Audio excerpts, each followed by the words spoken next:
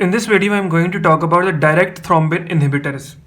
अब direct thrombin inhibitors एक और क्लास है एंटी क्लॉटिंग ड्रग्स की, एंटी कोएगुलेंट्स की, जो हम एडमिनिस्टर कर रहे हैं. अब फॉर एग्जांपल हमने कोई पेशेंट हमारे पास आया, उसको ज़रूरत है एंटी कोएगुलेंट की.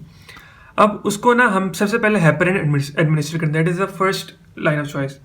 अगर उसमें कोई टॉक्सिसिटी है, एडवर्स इफेक्ट आ रहा है पेशेंट के साथ, तो फिर हम डायरेक्ट थ्रोम्बिन इनहिबिटर्स पे आते हैं, फिर ये यूज़ करते हैं. So direct thrombin inhibitors actually हैं क्या? दीज आर द सब्सटेंसेज और the molecules that are inhibiting thrombin directly. Direct thrombin के साथ बाइंड करके उसको इनहिबिट कर देंगे.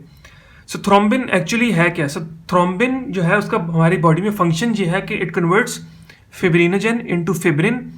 फिब्रिनोजन इनएक्टिव स्टेट है, फिब्रिन में कन्वर्ट होता है. फिब्रिन जो है वो फाइब्रस होता है. सो फॉर एग्जांपल जब यहाँ हमारे पास फाइबर्स बने हुए हैं, फिब्रिनोजन फिब्रिन में एक्टिवेट हुआ, फिब्रिन के फाइबर्स हैं. फिब्रिन के फाइबर्स को अगर हम क्रॉस लिंक करेंगे तो वो एक प्रॉपर मेशवर्क बन जाएगा जो फिर क्लॉट को बनाएगा, क्लॉट फॉर्म कर देगा. सो थ्रोम्बिन जो है वो क्लॉट फॉर्मेशन में रोल प्ले कर रहा है अपना. Activates factor 8 which cross links fibrin को क्रॉस लिंक करता है, polymers and forms stable clot ये बना देता है. It also activates platelets and is a mitogen. Clot बन गया, प्लेटलेट्स एक्टिवेट होंगी, प्लेटलेट क्लॉट भी बनेगा, प्लेटलेट्स आगे एग्रीगेट होंगी और ब्लीडिंग को स्टॉप करेंगी. And is also mitogen. Mitogen ऐसा सब्सटेंस जो माइटोसिस को इंड्यूस करता है, माइटोसिस करवाता है, सेल डिवीजन करवा रहा है, रेप्लिकेशन करवा रहा है, प्रोलिफरेशन करवा रहा है, उसको हम कहते हैं mitogen. Thrombin also induces endothelial release of these factors. अब ये जो फैक्टर्स हैं, टिश्यू प्लाज्मिनोजन एक्टिवेटर, प्लाज्मिनोजन को एक्टिवेट करता है. Prostaglandins PAI1 plasminogen activator inhibitor. ये ऐसा क्यों है कि इसको एक्टिवेट क्यों कर रहा है? क्योंकि प्लाज्मिनोजन जो है वो क्लॉट को डिसॉल्व करती है. थ्रोम्बिन का फंक्शन है क्लॉट को बनाए रखना, क्लॉट को बनाना. प्लाज्मिनोजन एक्टिवेटर को इनहिबिट करके रखना लाजमी है.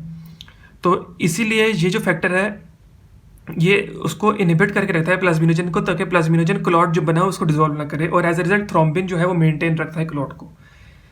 अगर नेक्स्ट फंक्शन की बात करूं तो it also activates protein C pathway. Simply अगर मैं बात करूं प्रोटीन सी पाथवे क्या है, प्रोटीन सी को हम और कहते हैं फैक्टर 19 फैक्टर 19 भी कहते हैं हम प्रोटीन सी को. अब फैक्टर 19 क्या कर रहा है? वो मतलब फंक्शन ये परफॉर्म कर रहा है कि वो रेगुलेशन करता है एंटी कोएगुलेंट इफेक्ट की. मतलब जो बॉडी में ज़रूरत है बॉडी को एंटी कोएगुलेंट इफेक्ट देना है या कोएगुलेंट इफेक्ट देना है, तो उसकी रेगुलेशन हो रही है. सो थ्रोम्बिन जो है वो इसको भी इंड्यूस करता है ताकि क्लॉट बना रहे और कोएगुलेशन रहे बॉडी में.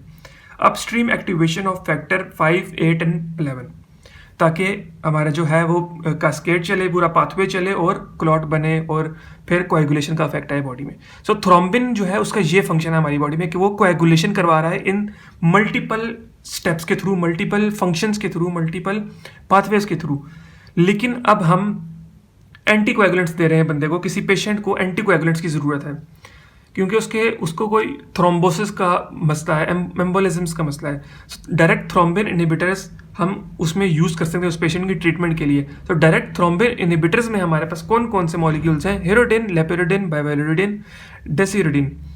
ये जो मॉलिक्यूल्स हैं ये डायरेक्ट थ्रोम्बिन इनहिबिटर्स हैं. इसमें से अगर इनके डिफरेंसेस जो है ना वो काइनेटिक्स में है मोस्टली, और as a mechanism is the same, that is these are inhibiting the thrombin molecule. Thrombin के साथ बाइंड करके उसको इनहिबिट करते हैं.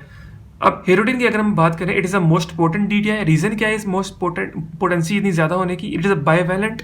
It binds to both active and exosite of thrombin. Thrombin की एक्टिव साइट जो है जिधर इसने फंक्शन परफॉर्म करना है, और एक्सोसाइट, दोनों साइड्स पे वो दो जगह बाइंड कर रहा है हेरोडिन का मॉलिक्यूल. सो एक जगह बाइंड करने से बेहतर है दो जगह बाइंड करना. दो जगह बाइंड करेगा तो एक मोर प्रोनाउंस्ड इफेक्ट आएगा. So that is why hirudin is more potent in this case. Desirudin, it is a recombinant formulation of hirudin, मतलब उसको मॉडिफाई किया गया है. Is used for prophylaxis against DVT. DVT is deep venous thrombosis in patients of hip replacement. For example surgery कर रहे हैं hip replacement के patient की, सो उसकी प्रोफाइलेक्सिस हमें उसको सर्जरी से पहले ही हमने उसको डेसिरोडेन का मॉलिक्यूल एडमिनिस्टर कर देना है, वो उसकी प्रोफाइलेक्टिक ट्रीटमेंट में इस्तेमाल होता है. सो that is it about everything that there is about the direct thrombin inhibitors.